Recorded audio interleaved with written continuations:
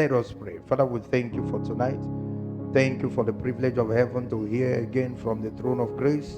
Thank you for the word that you have said to administer unto us. We ask that it comes with understanding. We ask that the Spirit of God will illuminate our heart to receive this word and cause us to understand. For in Jesus' mighty name we have prayed. Hallelujah. Join me and put your hands together for Jesus as you have your seat in God's presence. Amen. This is the month of March, and the theme of the month says, I am a living witness. I am a living witness. Praise the Lord. It's very important that we all align ourselves with what God has mandated us to do in this season, and that is to witness for Him. And in this broadcast, I will start a new segment that I titled The Keys to Effective Soul Winning. The Keys to Effective Soul Winning. Jesus said, behold, I give you the keys of the kingdom. The kingdom of God has keys. There are keys to prosperity. There are keys to answered prayers. There are keys to fruitfulness. Dimension of God you can think of, there are a know-how to make it come to pass. The Bible said the labor of the foolish will rear them because they don't know how. They don't have the key, so they labor in vain. In winning soul, there is a know-how that you need to know. Praise the Lord. Now, I will give you the following foundation so that you can understand. Number one, the Church of Jesus Christ is a living organism. Is what? The church is a living what? Organism. The church is not the building where people gather together. That is not the church. The church is the body of Christ. It is a living organism. Romans chapter number 12, verse number 5. The scripture reads, so we being many are one body in Christ, and every one members one of another. So as we are different individuals, all of us put together forms what? The body of Christ. The body of Christ, the church is the body of Christ, is a living organism. It's not the building where people gather to worship God. Ephesians chapter number 4, verse number 12 says, for the perfecting of the saints, for the work of the ministry, for the edifying of the body of Christ. The body of Christ is the church, and it is a living organism. That is the first thing we need to establish. Number two, one of the major characteristics of a living organism is that it grows. It does what? It grows. If you did elementary biology, when they taught about the characteristics of living things, one of the major characteristics fundamentally is what? Growth. Growth is a major characteristic of a living organism. So when an organism stops growing, that means death have set in. Retrogression have what? Set in. So it means also that the body of Christ, which is a living organism, stops growing. That means retrogression have set in. Corruption have set in. Death is what? Inevitable. So we should bear in mind that first and foremost, the body of Christ, the church is the body of Christ, is a living what? Organism. Number two, we should also bear in mind that every living organism has a characteristics of what? Growth. When it stops growing, it starts dying. Number three, God Himself has never hidden His desire for the church to grow. It's not something we are guessing. God did not leave us in doubt that He wants the church to do what? to grow. We are not guessing it. We know of a truth and of a fact that God wants the body of Christ to grow. And it is very clear in the scripture where he said in Matthew chapter number 16, verse number 18, and I say also unto thee that thou art Peter, and upon this rock I will build my church, and the gates of hell shall not prevail against it. So he took it upon himself. He made it clear that he is committed to what? Building his church. So number one, the church is a living organism. Number two, every living organism has to grow. Number three, God is committed to the growth of the church. He made it very clear that it is his desire to do what? To make the church to grow. Number four, our perfect example is the early church. The early church, which is the foundation of our faith, experienced growth. Acts of Apostles chapter number 2, verse number 47. He said that we are praising God and having favor with all the people, and the Lord did what? Added to the church daily as such as should be saved. Who was adding to the church? The Lord himself, which tells you that he is committed to it, and he showed it by the way he was adding to the very first church, which was the church, the early church. And number five,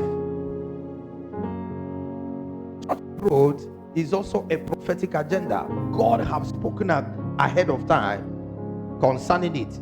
So it didn't just happen by chance. It is something that God already spoke into existence, according to Jeremiah chapter number 30, verse number 19. And out of them shall proceed thanksgiving, and the voice of them that make merry, and I will multiply them, and they shall not be few. I will also glorify them, they shall not be small. This scripture is what is fulfilled in Acts of Apostles chapter 2, verse number 47. He said, when they begin to give thanks and glorify me, I will do what? I will multiply them. And that was exactly what happened in the early church. The Bible said they were praising God and they were having favor, and God was multiplying them. Praise the Lord.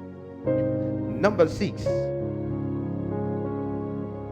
inasmuch as God is omniscient, omnipotent, anything you can think of, that means he can do whatever and however. The truth still remains that he needs our involvement in order to administer his government here on earth. In fact, that was the original intention of God when he created man. He needs our what? Involvement in order to administer his government here on earth. Praise the Lord. So when it comes to church growth, our involvement should not be in doubt. And I will show you from the scripture in 1 Corinthians chapter number 3. God didn't leave that assignment alone to himself. He wants our involvement in all ramifications when it comes to building the body of Christ, the growth of the church. 1 Corinthians chapter number 3, verse number 6 says, I have planted, Apollos watered, but God gave the increase. I have planted, Apollos watered, but God gave the what? Increase. What does it entail? The planting and the watering are done by us. The increase is God's what? Responsibility. So it is a shared responsibility. There are three main parts of this responsibility. Part 1 is what? Planting. Part 2 is what? Watering. Part 3 is what? Giving the increase. So God has given us the job of planting and watering.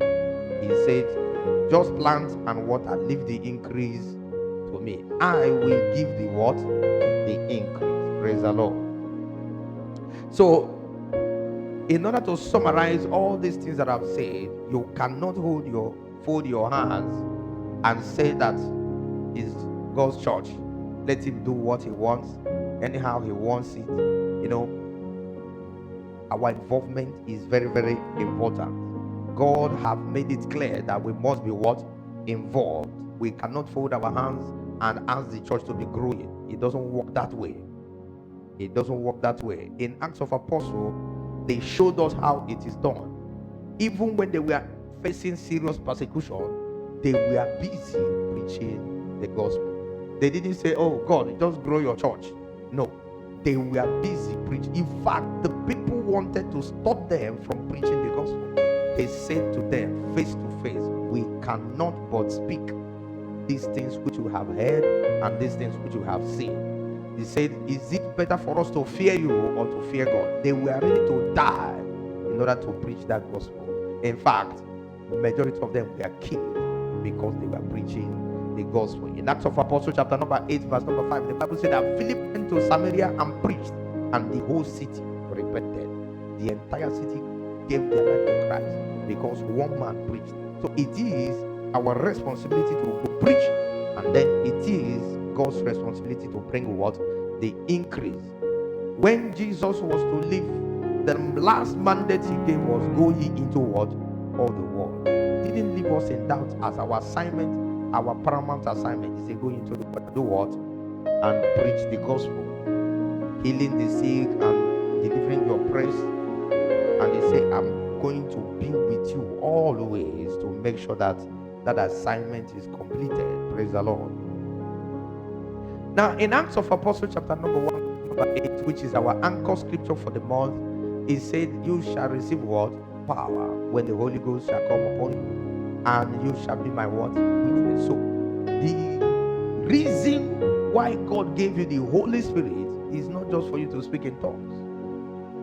One of the major reasons why God gave you the Holy Spirit is for you to be his what? His witness. So when you see yourself that you are not witnessing for Christ, the first question you should ask yourself is, do I really have the Holy Ghost inside of me? Because you cannot have the Holy Ghost inside of you and you are shy of witnessing. Even the apostles were locking themselves up inside some room. But the moment they received the Holy Ghost, they went into the streets. They went everywhere to begin to do what? To preach. So you need to find out if what you have inside you is actually what? The Holy Spirit. If you don't have that push, if you don't have that urge, if you don't have that nudge, if you don't have that desire to preach the gospel, if you don't have the zeal to preach the gospel, then I begin to doubt if what you have inside of you is the Holy Spirit. Are you still in church? All right. If we get the foundation right and we decide to apply ourselves to this responsibility of preaching the gospel, we also need to have some keys available to us.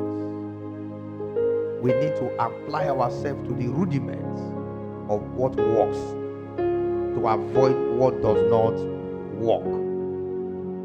There are keys that we need, and I'm going to try as much as possible to at least cover one tonight. The first key you need for effective soul winning is the key of love. Another word is what?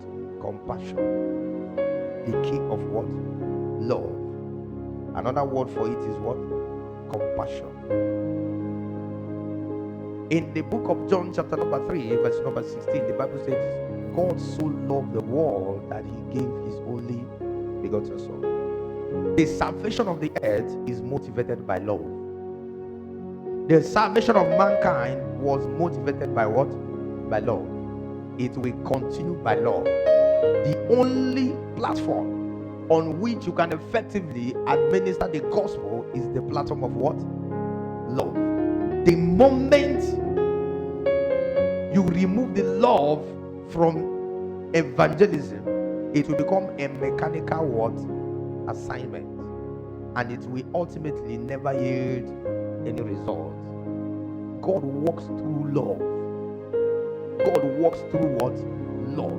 That is why Jesus was a man of love and a man of what? Compassion. Virtually every time that Jesus did something in the scripture, you see the scripture say, and he was moved by what? Compassion. Whether it was the healings, whether it was the deliverances, whether it was the preaching, everything he did was based on what? Love and compassion.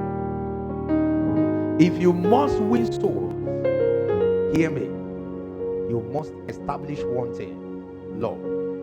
Jesus was accused of being a friend of sinners. He was accused of loving sinners. The truth is, he may not love their acts, but he loved them as individuals. The Bible says, while we were yet what? Sinners, Christ died for us. He said, perhaps a friend can die for a friend. It's possible. But where have you heard before that somebody chose to die for people who are his what? Enemies? That is bottomless love. That love is incomparable. You see, some Christians try to practice act of segregation. The Bible says, come out from among them. Does not mean you should not love them. What it means is, don't follow them to do evil when they do evil. Don't celebrate them when they are doing evil. Some of us have come to a point where when we see people living the wrong life, it doesn't bother us anymore. There is no way you'll be motivated to even preach to that person. There is no way you'll be motivated to even minister to that person, because your heart is sealed already. You don't care anymore. You don't bother anymore. It will take love for you to be moved to preach to someone that is going to hell. Most times we even forget that these people are going to where? To hellfire. We forget that. Anytime I see these young boys doing masquerade up and down, my heart bleeds. I say, I wish they know better. I wish they do what? They know better. My heart bleeds. Sometimes when I'm going back home late and I pass through some axes in this city and I see some girls, parading themselves, selling their bodies, my heart breaks. But there are some individuals that see it and they pass without even bothering. It doesn't bother them. Already you have blocked access to ministering to these ones. If you don't care about them, you can never minister to them. If by chance you speak to them, it will not yield any fruit, because it didn't come from a heart of what? Love. Love should be the motivation. Compassion should be the motivation. The love that was behind the sacrifice that God made. Do you know that kind of amount of sacrifice? To give your only begotten Son. Jesus himself demonstrated the love by accepting that responsibility. It was not an easy task.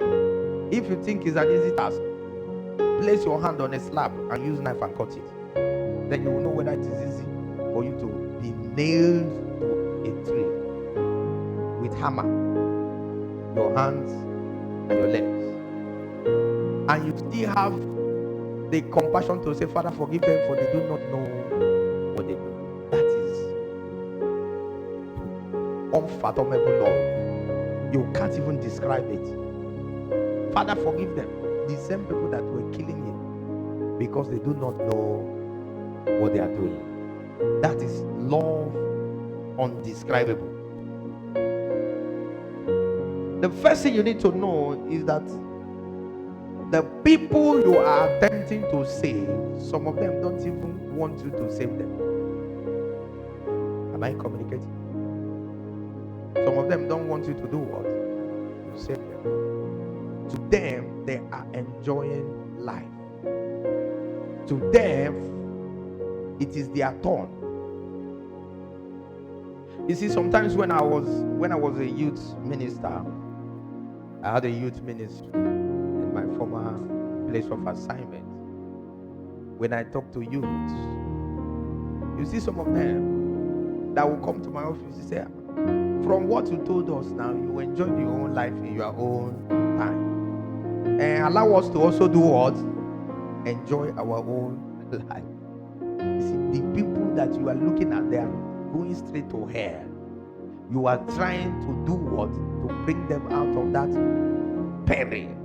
You are trying to save their soul from that death, inevitable destruction. They are telling you it's our own time to also do what? Enjoy. They call it what? Enjoyment. When you tell them I used to be like you, they say, hey, that's why we are doing it now, so that we can also do the one you did. You are trying to make them understand that where they are going, there is no gain there. You have done it and you have seen it all and you didn't get anything from it. They say, leave that thing. Let us also do our own. Listen, when you hear such thing, if you don't have compassion, you will give up. You will stop talking to them. You will not bother about them anymore. You will give up on the spot. It is only love that will motivate you to still go back to the same individual and still want to talk to him, and still want to evangelize to him, and still want to speak the word of God to him. So you need this foundation of love, because without this foundation of love, you will give up. So winning is not a hit and run issue. It's not something you just hit and run. It is a marathon. It's a continuous process. That's why there is a time of planting. There is also a time of what? Watering. It is not something you just do and once and for all. It's not a hit and run issue. Are we still here? So if you don't have the foundation of love, you will give up. You will give up. That's the truth. You abandon the project. You will stop talking to them. Are we still here? Especially when they say those things that are very discouraging.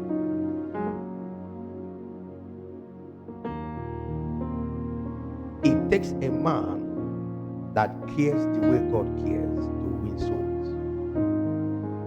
If you don't care to that extent that God also cares, forget about it. Your preaching will be like pouring water on what? On stones. Consider the man they called his name David. In Acts of Apostles chapter number 13, verse number 20, the Bible reads, and when he had removed him, he raised all up unto them David to be their king, to whom also he gave testimony and said, I have found David, the son of Jesse, a man after mine own heart, which shall fulfill all my will. It takes a man that is after the heart of God to fulfill his will. A man that desires what God desires. A man that loves what God loves. A man that hates what God hates. A man that is after my own heart. You see, such people, God looks for them. He said, I have found David. No wonder he said that many are called, but few are what? Chosen. Because when it comes to this assignment, many will not even think about it.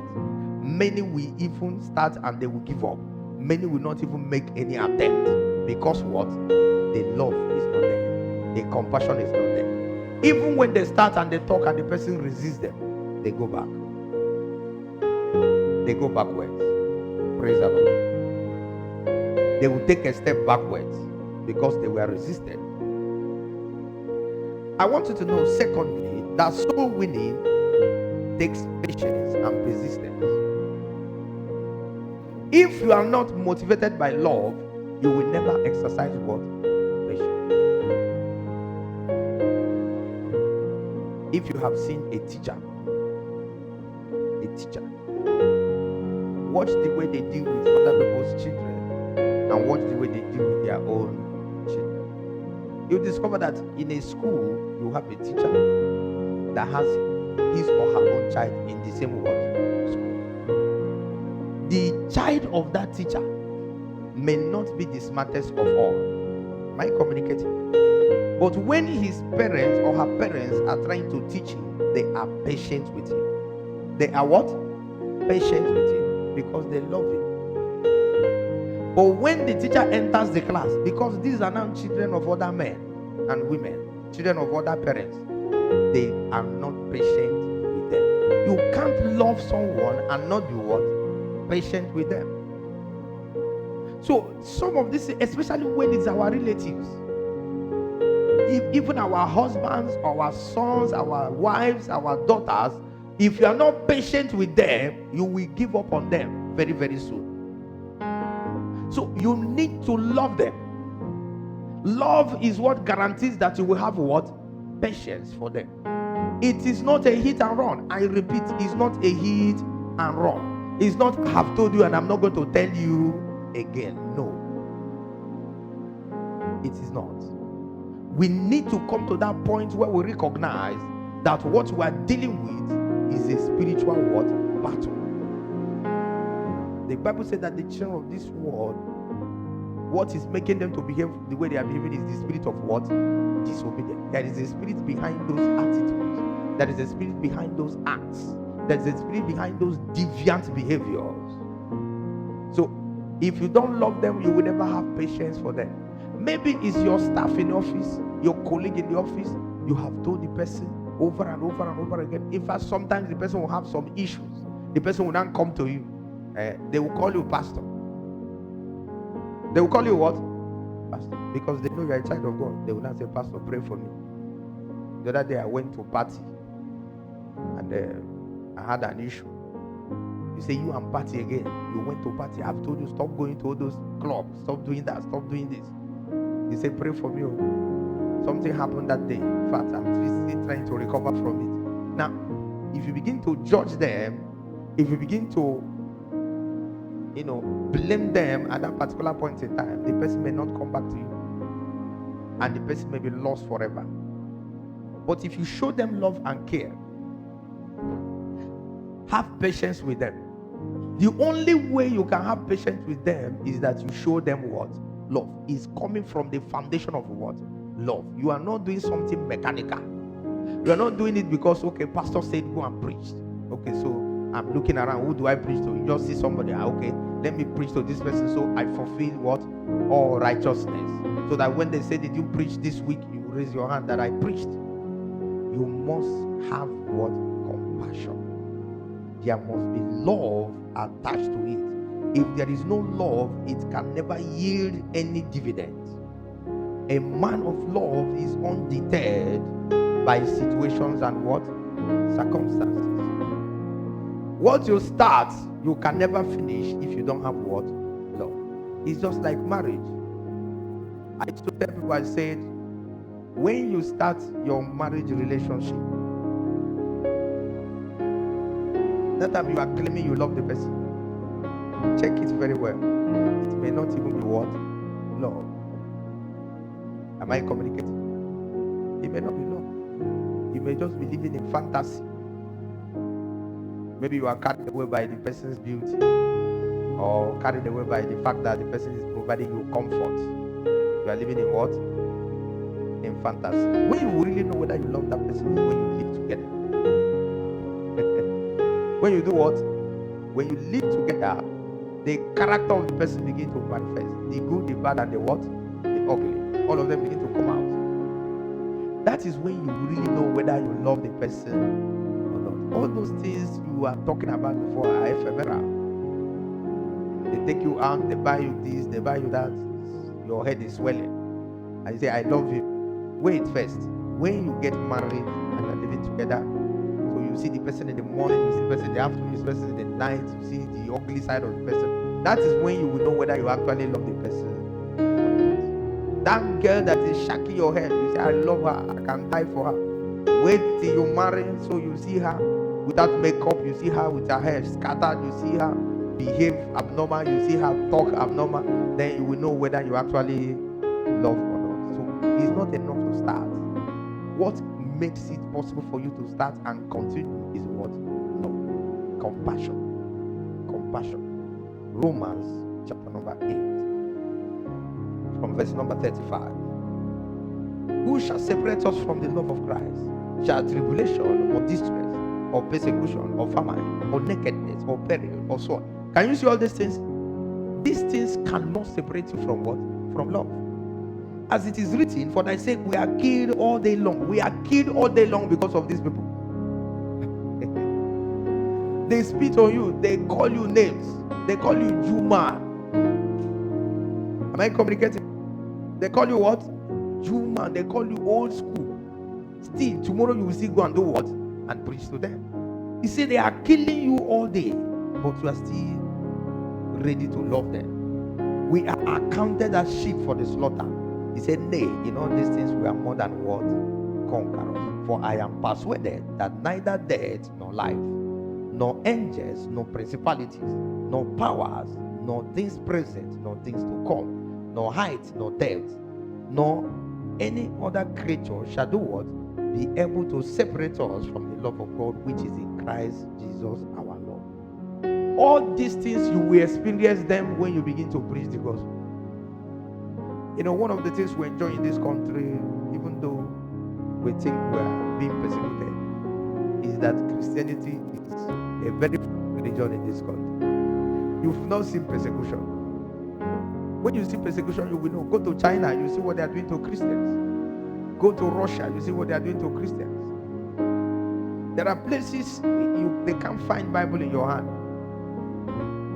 In the communist China, there was a time that when they managed to smuggle in one Bible, they would tear it into pages and circulate it. So you only have to read maybe one chapter and the verses there. When you finish reading it, you are looking for another person that has another page to read. You have your whole Bible. Am I communicating? When they see you gather together to serve God, they come there with police, arrest everybody, and death sentence.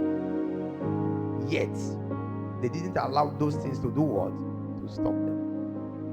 How much more? They went to win souls, not counting that the person you are preaching to may go and report you to the what? To the police. That look at one of the Christians, arrest him. What is your evidence? He just came to preach to me now. They didn't count all those things. The love motivated them. By the time they lifted the ban on Christianity in China, the Christianity have multiplied and grown faster than any other place in the world. They were growing underground. Without a place of gathering like you have the privilege of gathering today. Even when the gather is underground. And they can't spend more than 30 minutes. It's sharp, everybody disperses. So love must be the motivation. If love is not the motivation, you can't even start. If you eventually start, you can't continue. If love is not what? The motivation. Philippians chapter number 1.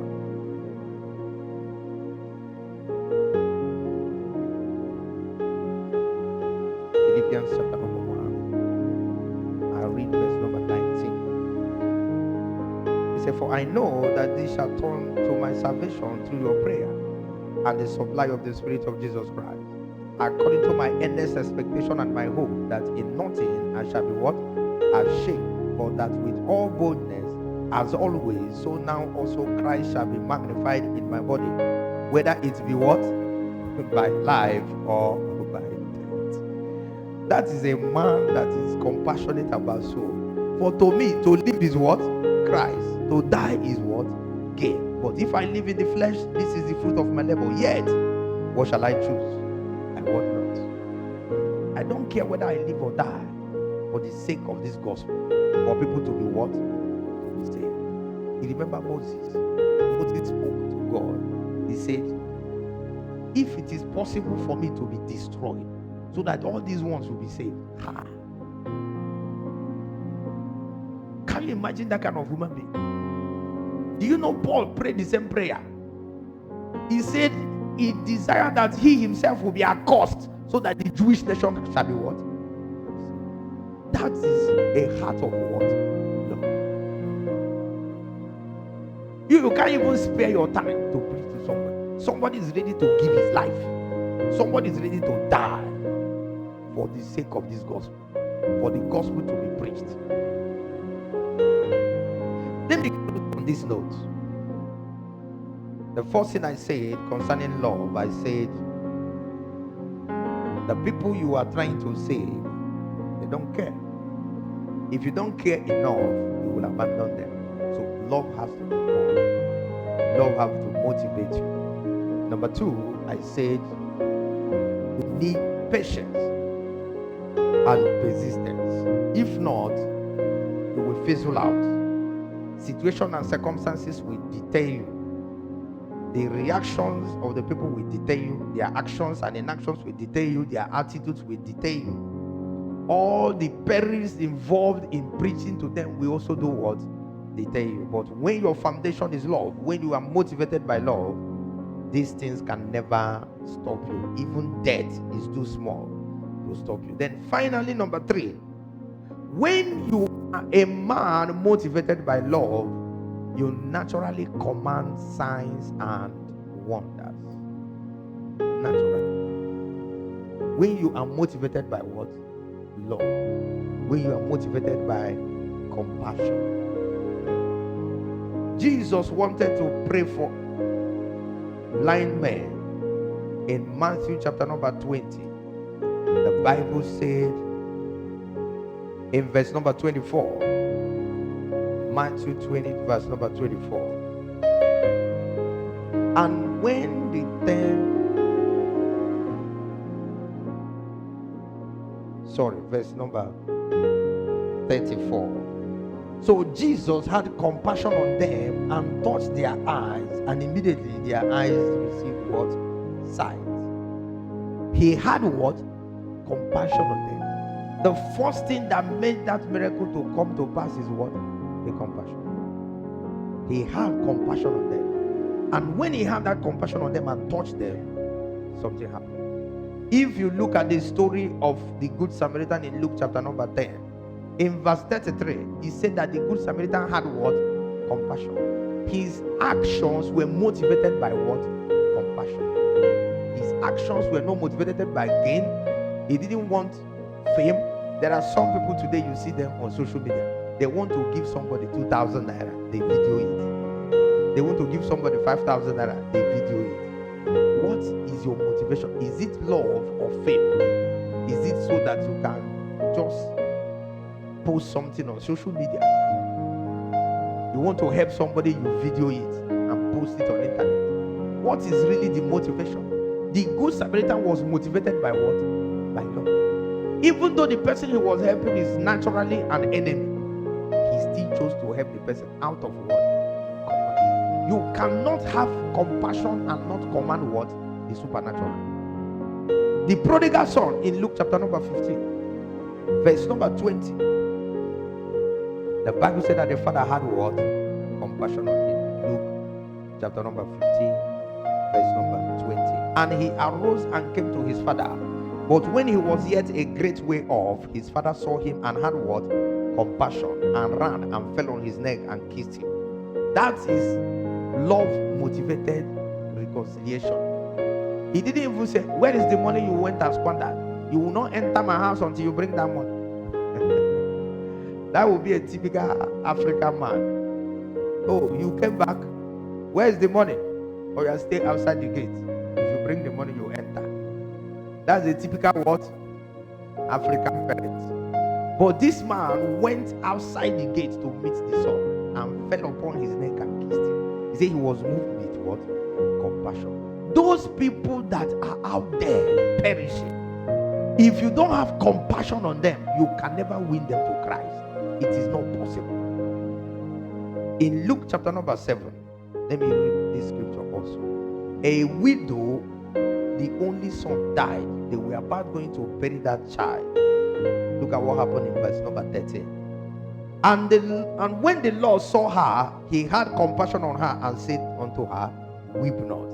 And he came and touched the coffin, and the child came back to life. Anytime you see compassion flow, the natural thing that follows is what? The supernatural. So, if you want supernatural dimension to follow your life, if you want to see signs and wonders in your life, be a man and a woman of what? Compassion. When you begin to evangelize based on compassion, God will step in because God is love. When you come out and say, no, enough, this thing is not supposed to be.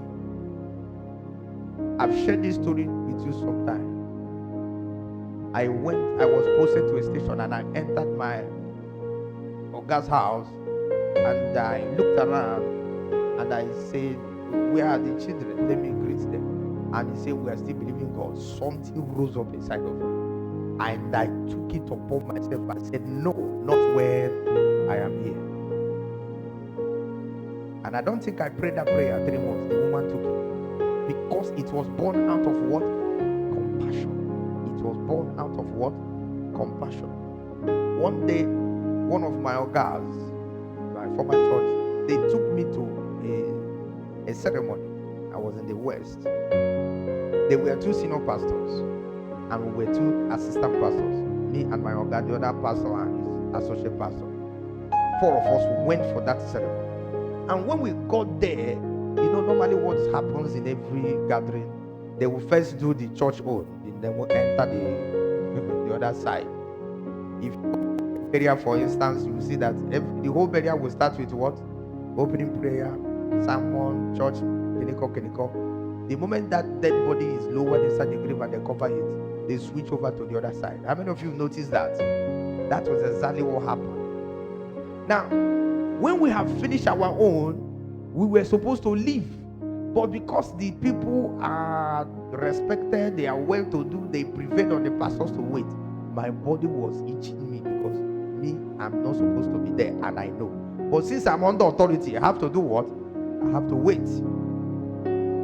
Now, that is not even the main problem. The issue now is when they switch to the other side and the DJ is now playing rock and roll, playing disco, playing all those kind of songs. I was watching those 2 ogas. They were sitting in front, we were sitting at the back. So I was watching them. They were actually enjoying those things. Do you know what happened? When we were now going, they were now talking. They said the DJ no even sabi good music. I said, DJ, this DJ is not correct. Hey, Jesus Christ. 2 pastors, 2 senior pastors. You should know the people I'm talking about. 2 senior pastors. That DJ is not correct. When they played the Fuji, Yoruba, they like Fuji song, all those kind of Shinapita kind of song. When they played it, I saw the way their countenance lit up. They commented on it. They said, now the guy called. Pastors. They were watching people dancing and killing themselves in sin with bottles of beer, and it didn't move them. Rise to your feet.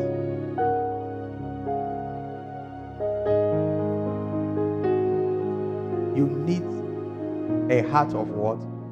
Compassion. When you see someone in sin, don't celebrate them. Don't do what? Don't give them some nickname. Ajano. You are calling somebody Ajano with your mouth.